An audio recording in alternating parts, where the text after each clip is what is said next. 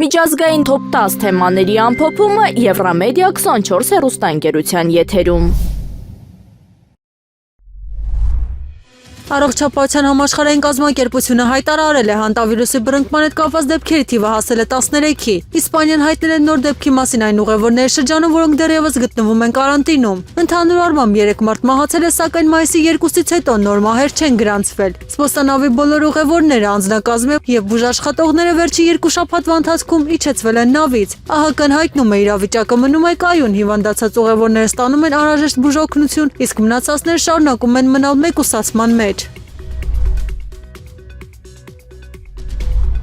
Իրանի պատերազմի մեկնարկից 3 ամիս անց համաշխարհային շուկաներում ձևավորվել են հստակ հաղթողներ եւ պարտվողներ։ Նավթի գները աճել են մոտ 40%-ով, որոշ պահերի գերազանցելով $100 մեկ բարելի դիմաց, ինչը նոր ճնշում է ստեղծել համաշխարհային գնաճ եւ տոկոսադրույքների վրա։ Չնայած խոշոր տնտեսությունների ռազմավարական պաշարներից ռեկորդային ծավալի նավթի բաց թողմանն էներգետիկ շուկաների լարվածությունը շարունակում է աճել։ Միաժամանակ արհեստական բանականության ոլորտի բումը մեղմել է պատերազմի ազդեցությունը ֆոնդային շուկաների վրա։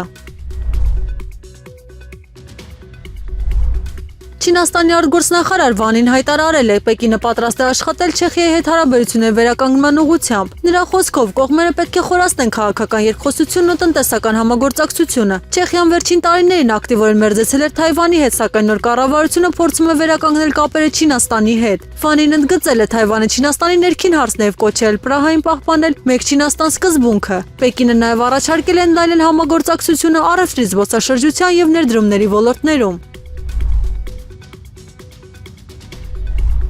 Ֆինլանդիայի, Էստոնիայի, Լատվիայի եւ Լիտվայի օդային տարածքներ թափանցած ռազմական դրոնները լուրջ տագնապ են առաջացրել ՆԱՏՕ-ում։ Վերջին ամիսներին մի շարք ուկրաինական դրոններ շեղվել են ռուսական թիրախներից եւ հայտնվել եվրոպական երկրների տարածքում։ Դրանցից մի քանիսը պայթել են նավթային օբյեկտների մոտ, իսկ որոշ դեպքերում ստիպել են փակել օդանավականներ եւ մարդկանց ուղարկել ապաստարաններ։ Լատվիայում այս միջադեպերը հանգեցրել են կառավարության փլուզման եւ պաշտպանության նախարարի հրաժարականի։ Ուկրաինան պնդում է դրոնները շեղվել են ռուսական էլեկտրոնային պատերազմի համակարգերի ազդեցության պատճառով։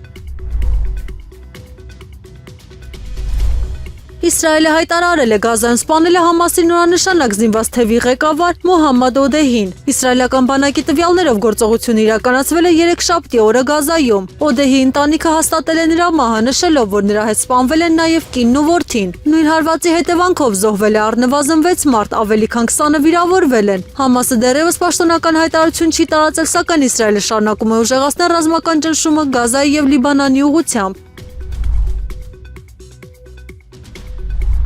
Թայվանի նախագահ Լայ Ցինդեն հայտարարել է, կղզին ցանկանում է ավելի խորացնել հարաբերությունները Միացյալ Նահանգների հետ եւ պահպանել խաղաղությունը Թայվանի նեղուցում։ Նա Թայվան ԱՄՆ հարաբերությունները բնութագրել է որպես շատ ամուր եւ ընդգծել, Թայվանը չի թույլատրի որևէ ուժի փոխել ստատուս քվոն ուժի կամ ճնշման միջոցով։ Միաժամանակ Պեկինը կրկին պահանջել է դադարեցնել ամերիկյան զենքի վաճառքը Թայվանին, շարունակելով ռազմական ճնշումը կղզու շուրջ։ Հարավային Կորեայի իշխանությունները հայտարարել են Հորմուզի նեղուցում կորեական բեռնատար նավի վրա իրականացված հարձակման հետևում հավանաբար կանգնած է Իրանը։ Հետաքննությունը ցույց է տվել, նավը ենթարկվել է 2 հրթիռային հարվածի, որոնցից երկրորդը պայթել է։ Բեկորների ուսումնասիրությունը ցույց են տվել, որ դրանք նման են իրանական Նուր եւ Քադեր հականավային հրթիռների բաղադրիչներին։ Սեուլը պատրաստվում է կանչել Իրանի դեսպանի եւ պաշտոնական բողոք ներկայացնել։ Միաժամանակ նա հայտարարել է պահանջելու է միջոցներ ձեռնարկել նման միջադեպերի կրկնությունը կանխելու համար։ Լատվիան որոշել է ուժեղացնել հակադրոնային պաշտպանությունը Ռուսաստանի եւ Բելարուսի սահմաններին։ Լատվիայի բանակը հայտարարել է, առաջիկա շաբաթներին սահմաններին կտեղակայվեն հատուկ հակադրոնային խմբեր։ Այս ստորաբաժանումները կօգտագործեն հարվածային դրոններ եւ արագարձականգման մեքենաներ, ներթափանցող սարքերը ոչնչացնելու համար։ Լատվիայի իշխանությունները նշում են, սահմանային իրավիճակը դարձել է ՆԱՏՕ-ի անվտանգության լուրջ մարտահրավեր։ Սևաստոպոլի իշխանությունները հայտարարել են, Ուկրաինան հարձակման ժամանակ օգտագործել է Storm Shadow հրթիռներ եւ ավելի քան 20 դրոն։ Ռուսաստանի տվյալներով վնասվել են բնակելի շենքեր եւ պետական օբյեկտներ, այդ թվում կենտրոնական բանկի տարածաշրջանային գրասենյակը։ Ռուսաստանը պնդում է, բոլոր հիմնական թիրախները խոցվել են հակաօդային պաշտպանության կողմից։ Ուկրաինան պաշտոնապես չի մեկնաբանել հարձակումը, սակայն օրեր առաջ հայտարարել էր Storm Shadow հրթիռներով ռուսական հրամանատարական կետի ոչնչացման մասին։